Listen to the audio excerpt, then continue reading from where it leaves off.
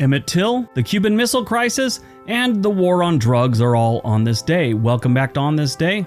Today's date is October 14th, 2022. It is the 287th day of the year. You got 78 days left in 2022. It's your 41st Friday in your 41st week and the 23rd day of fall.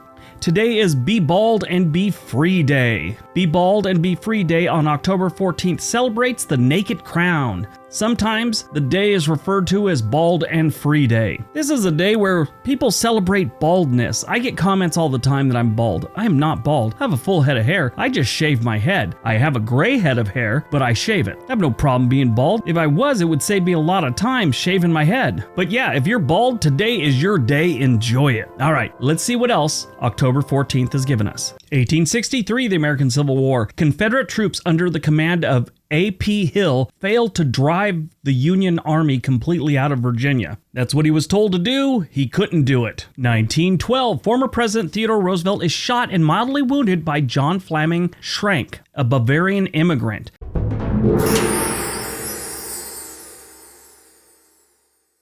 Moments after being shot and the assailant arrested, he went on to give an 84-minute speech. So this happened in Milwaukee. President Roosevelt served 2 terms as the President of the United States from 1901 to 1909. This was back when you could serve more than 2 terms. Well, he took a little time off and in 1912 decided he was going to run again. The Republicans already had a candidate, so this time he ran on the third-party Full Moose ticket. Yeah, that's what it was called, Full Moose. And he had a lot of support. He was on a campaign stop in Milwaukee, Wisconsin after doing a full day of meet and greets and things like that. He gets in the car, drives through a crowd of all his supporters. They're all waving. He's tipping his hat to everyone. Everyone's having a good time. Well, except for one dude. It was the dude with the .38 caliber pistol. The Bavarian immigrant we talked about earlier, Schrank. After the vehicle stopped, Teddy stood up and was about to deliver his speech when Schrank ran up and shot him. It hit him in the chest. His knees buckled a little bit, but he stood there, never went down. Some of his staff grabbed the gun and the guy, and he eventually wrestled him to the ground. Well, Teddy Roosevelt was saying, "Don't hurt him, bring him to me." So they delivered the man to Teddy Roosevelt, who talked to the police and made sure that they were going to arrest him and no one was going to hurt him. He was going to have his day in court. After he was gone, Teddy took a second to assess the damage, looked inside his coat, and he was definitely hit. He was bleeding. Being a military man and a pretty solid dude, he did the first thing you do when you take a chest wound. And, I mean, you're not already dead. You cough into your hand. That makes sure your lung isn't punctured and you're sort of okay. I mean, there's a whole lot of other things that could be wrong, but that's one of the first things you do in the military when you take a good piece of metal to the chest. He figured that was good enough. He wasn't bleeding internally as far as he could tell, so he delivered his 84-minute speech. He didn't win that election on the Full Moose ticket. And who left a comment? It's actually not the Full Moose ticket. It was the Bull Moose ticket. How many of you were leaving the comment? Come on, be honest. Put it in the comment section below. I know we got a lot of history buffs here. But the thing that saved Teddy Roosevelt was his steel eyeglass case and a 50-paged folded-up speech he had written. It hit both of those and him. That's why it didn't go through him. At the trial, they found out Schrank was kind of crazy. He said that William McKinley came to him in a dream and told him to kill Roosevelt. Schrank was committed to the Central State Hospital for the Criminally Insane in Wisconsin. That was in 1914. He remained there for 29 more years until he died on September 15th, 1943. 1923, after the Irish Civil War, the 1923 Irish hunger strikes were undertaken by thousands of Irish Republican prisoners protesting the conditions of their internment without a trial.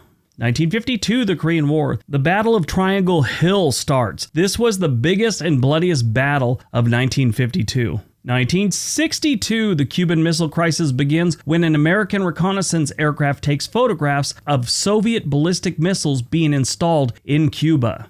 1982, U.S. President Ronald Reagan proclaims a war on drugs. Now, this turned out to be somewhat of a fiasco, I might say. It was a worthy cause, and it was something that was needed. There was a lot of problems with drugs back then. I mean, there's always been problems with drugs in the United States, but it was pretty bad in the early 1980s, late 70s, and this was needed. The problem was, it never really went how it was supposed to. In the end, it was just something that we wasted a lot of money on. I mean, there were some results and some good things happened out of it, but really, there was too much money spent on law enforcement enforcement for this. And then when people got incarcerated, they were in there for a very long time, and that costs more money to keep those people housed and in prison and all that stuff. In the end, you have to look at how much good did it do for how much we spent. And that's where it was wrong. I mean, I'm not saying that they shouldn't have done some things, but it just went on too long and they put too much money in something that wasn't getting results, is what it breaks down to. What's that saying? The juice wasn't worth the squeeze. Movies released on October 14th. Today, 2022. Till. This is a biographical drama that chronicles the story of Mamie Till Mobley and her quest for justice after the brutal murder of her son, Emmit Till, in the Jim Crow American South. I did a video on my other channel about strange things that have happened in states, and I brought this one up and I got into it. I really went down this rabbit hole on the whole Emmit Till case, and it was sad. I mean, people get murdered all the time, but this one was just, it just gets to you. Just a kid down in the South from Chicago trying to visit his family, and he gets murdered by locals. But that movie's coming out today.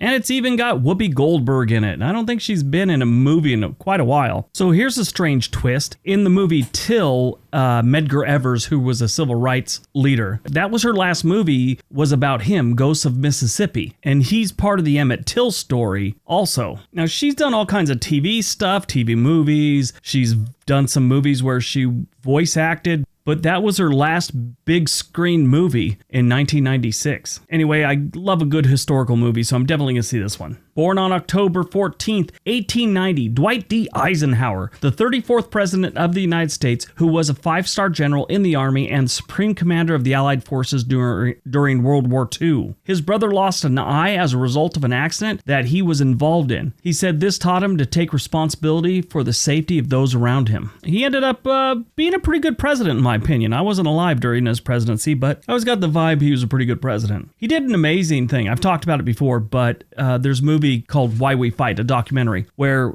as he was leaving the White House, he did a press conference or whatever, one of those things where they used to broadcast it on every station to the American people. And he told us the biggest danger in the United States is the military-industrial complex. We need to watch them. That's what he basically said. Even though he's a general, he knew that they had so much money and they were in so much control of the United States politicians that we would be in wars all the time because that's how they make most of their money. He was right. He was succeeded by John F. Kennedy as the President of the United States. Died on October 14th, 1944, Erwin Rommel, German field marshal who was known as the Desert Fox. He commanded the Axis troops in the North African campaign and reportedly ignored all orders to kill Jewish civilians and soldiers and was likely involved in a conspiracy to kill Adolf Hitler. He and the German troops under his command were never accused of any Nazi war crimes. Hitler ordered Rommel to commit suicide by ingesting a cyanide pill. In return, the Nazi Fuhrer assured Rommel that his family would escape persecution. All right, that's today's video. Hope you guys enjoyed it. Hope you got some information out of it. Now go out, have a productive day, and be nice to each other.